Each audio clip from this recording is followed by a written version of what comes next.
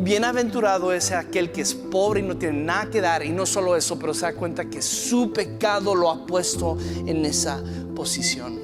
Mateo capítulo 5 verso 3, donde Jesús empieza diciendo: bienaventurados, bendecidos. El estado de ser bendecido son aquellos que son los pobres en espíritu. Lo que Jesús está diciendo aquí, y te lo voy a dar rápido en resumen, es esto: bendecidos son aquellos que reconocen que están agotados de todo recurso en su vida espiritual. El reconocer que yo vivo una espiritualidad bancarrota y mi única esperanza es Cristo Jesús.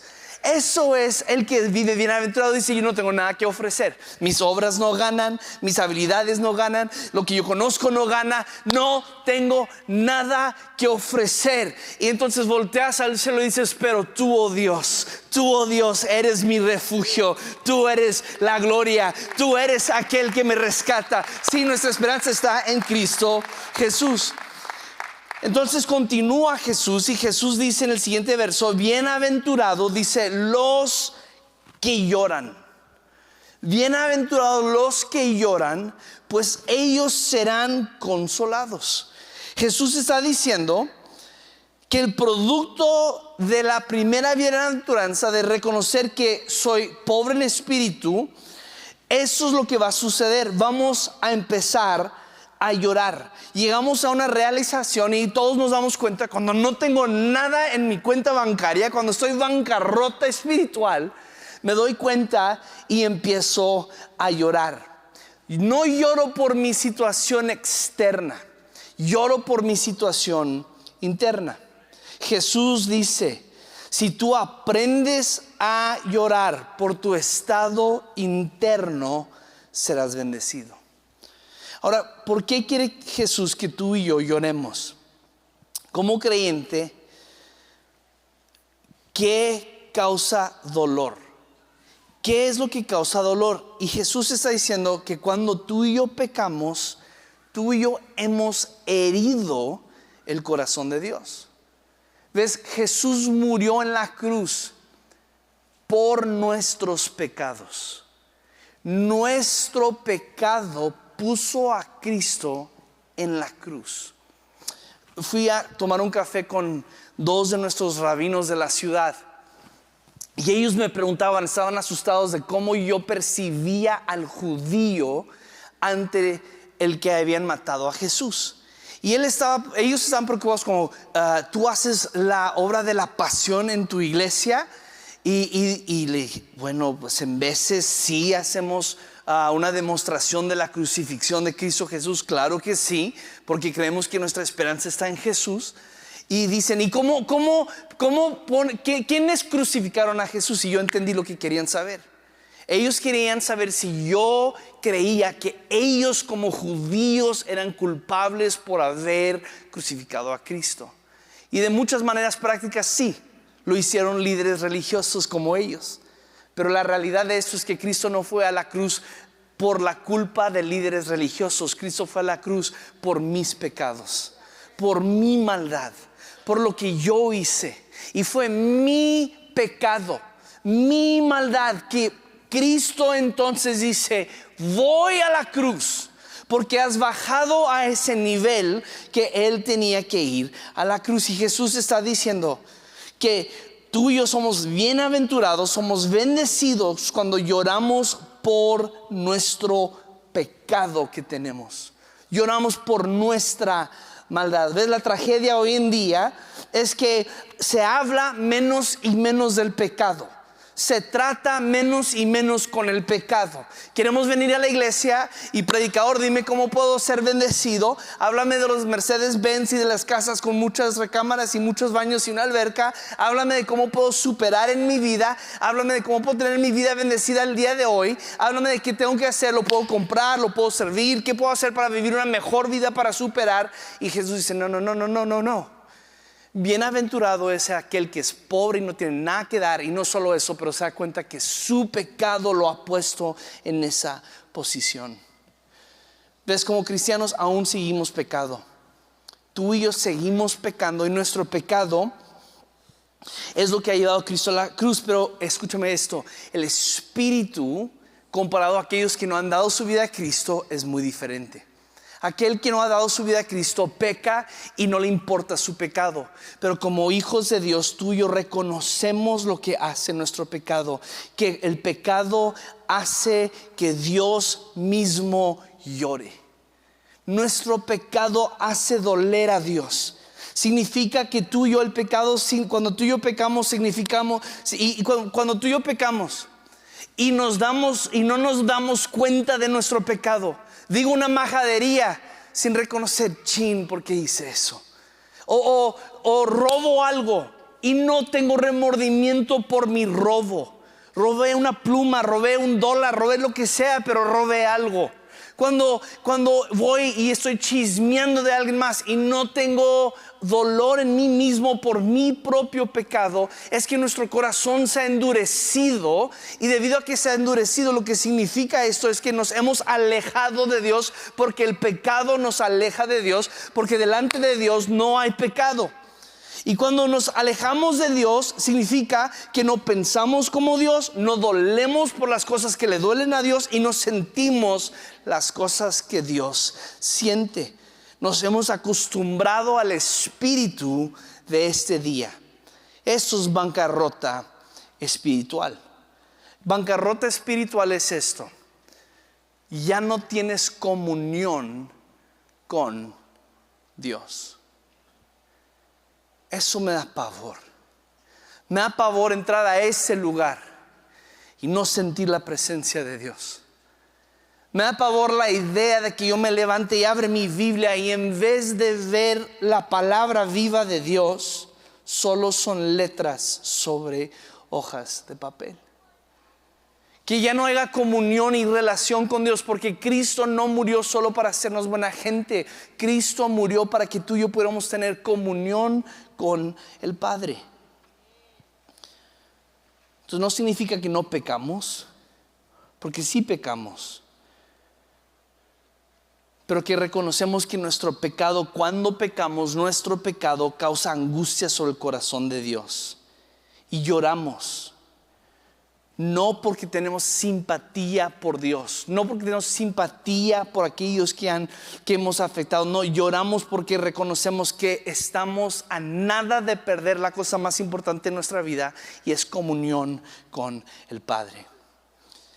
Ezequiel, capítulo 9, el profeta Ezequiel está hablando las palabras del Señor y dice esto en el verso 4, dice así: el Señor le dijo a Ezequiel: pon una señal en la frente de los hombres, y mira lo que dice, que gimen y se lamenten por todas las abominaciones que se cometen en medio de ella.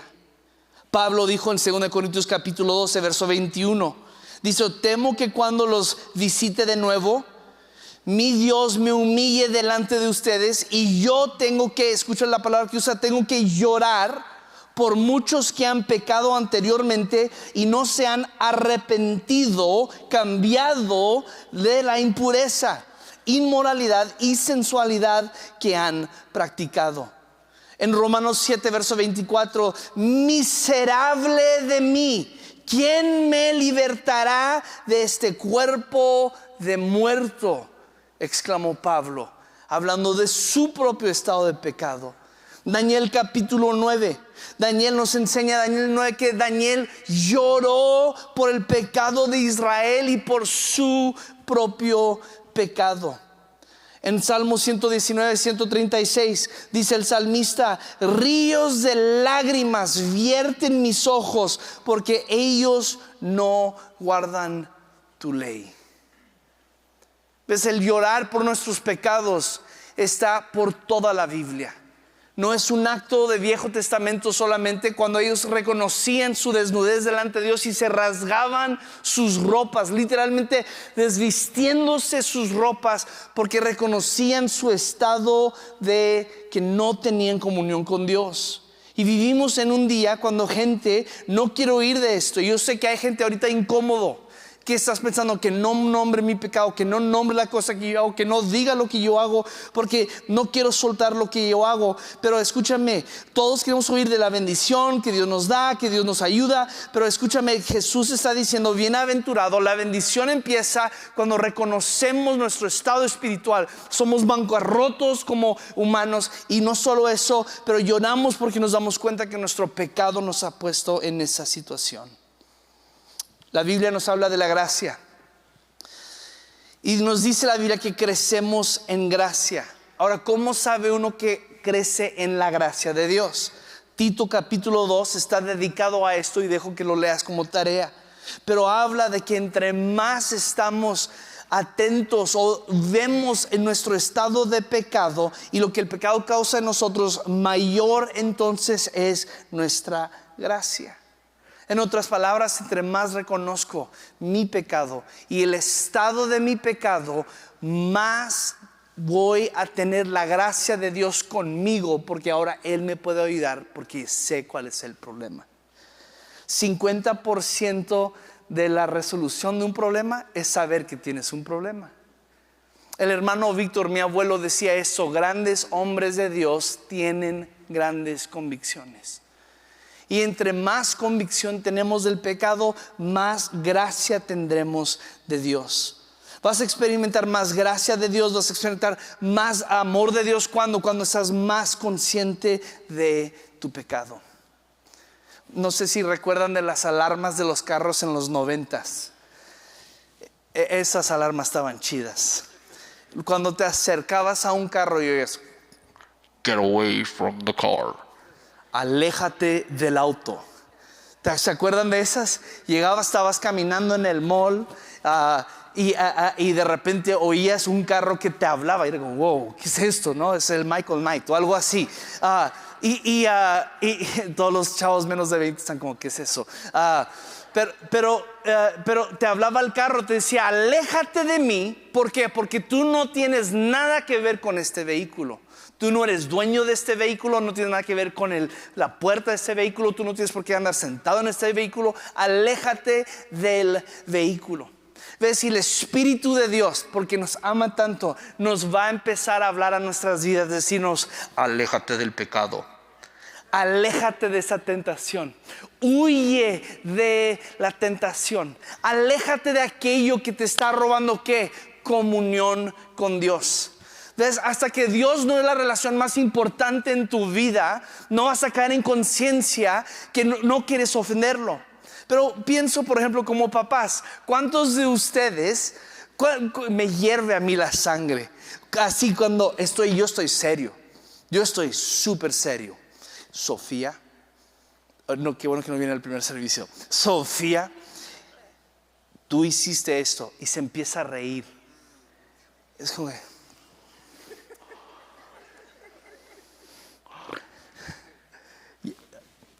dame el teléfono, voltea a ver la pared, dame las llaves del carro.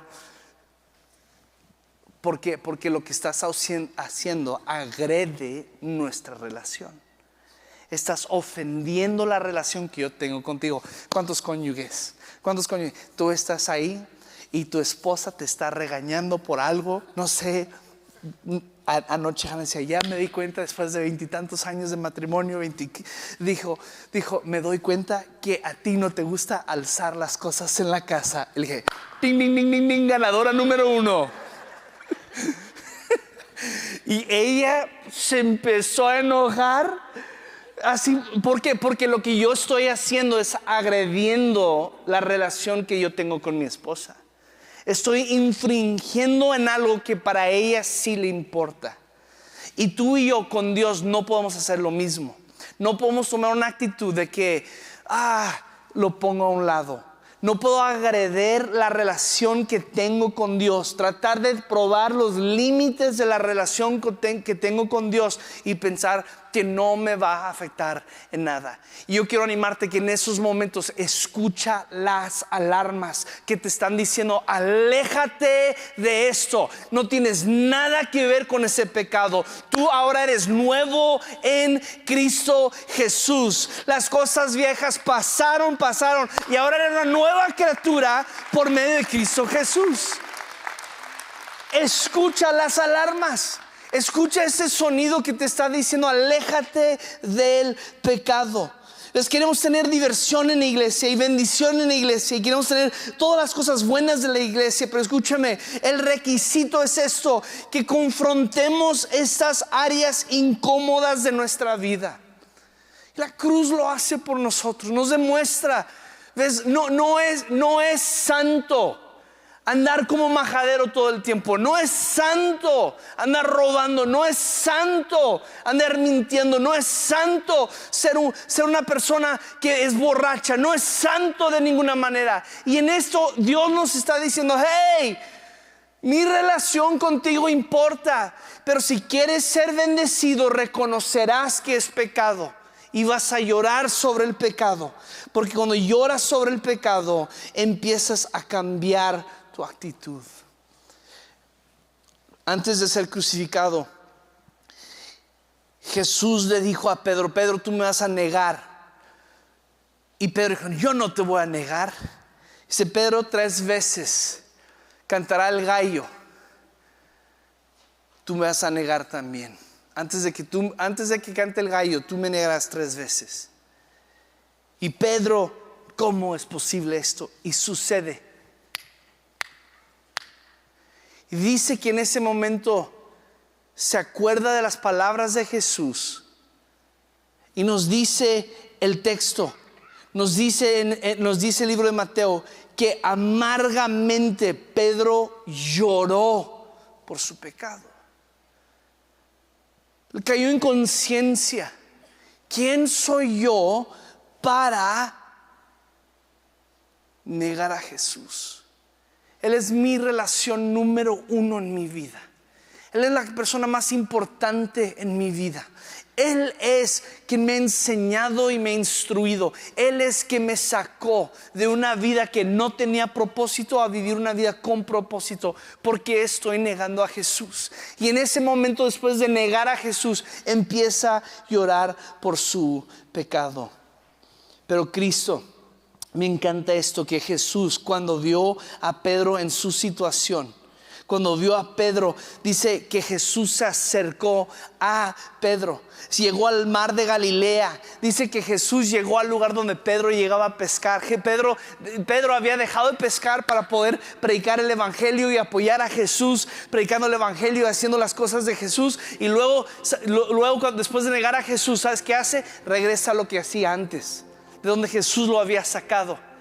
Y cuando él está deprimido y triste y está angustiado por su pecado, me encanta esto: Jesús lo está esperando en el mar de Galilea. Jesús no solo lo está esperando, le está haciendo desayuno. Dice: ahí está con pescado y huevo. Y está diciendo: Pedro, te estaba esperando. Dice: pero Jesús, yo te negué, pero yo vi tu llanto y yo vi tu quebranto de corazón. Me amas, Pedro. Me amas, Pedro. Y tú y yo el día de hoy, si tú y yo podemos entender: yo soy un pecador, yo he pecado, tengo pecado en mi vida, y pedir: Dios, Espíritu de Dios, tráeme a conciencia el pecado con el que estoy viviendo. ¿Para qué? Para arrepentirme de mis pecados. La carne tiene varias maneras para suavizarse. ¿Ves? Puedes tomar un martillo, golpear la carne para suavizarlo. Y es un proceso bruto, durísimo, que le pegas, lo volteas, lo pegas, queda más blando y lo avientas sobre la parrilla y listo, está más blanda. Pero hay otra manera. Lo puedes sazonar y luego lo dejas que menjurje en el sazón un tiempo. Y lo que empieza a suceder es que las sales y las especies empiezan a lentamente trabajar dentro de la carne, descomponer todo lo que había hecho duro la carne, hacerlo suave de nuevo, para que después de un tiempo lo puedas sacar y cocinarlo y tener una carne suave y lista. Podemos dejar que Dios nos golpee y nos pegue y nos dé de golpes. De hecho, en Isaías, Le dice al pueblo de Israel: les he pegado y ya no tengo dónde pegarles porque tanto han pecado contra mí. O nos sentamos al pie de la cruz. Y sentados al pie de la cruz, ¿ves? La cruz no puede ser un acto que sucedió hace 2000 años en nuestra mente. Tiene que vivir en nuestros corazones. Saber que aquí al pie de la cruz no me alejo de la cruz de Cristo. Aquí voy a estar, porque si todos los días yo reconozco es mi pecado que puso a Cristo en la cruz, todos los días soy mucho más consciente de la vida que vivo, las palabras que uso, los actos que determino y las cosas que hago, para que no viva yo una vida que es constantemente pecando contra Dios. Pero bienaventurado soy cuando reconozco que no tengo nada que ofrecer y mi pecado me ha puesto aquí. Quiero invitar a todos a ponerse sobre sus pies.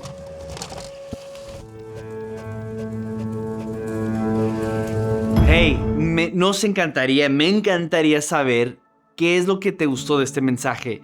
Pon abajo tus comentarios, pon ahí qué es la parte que te resaltó, o dinos qué no te gustó. Nos encantaría tener este diálogo contigo.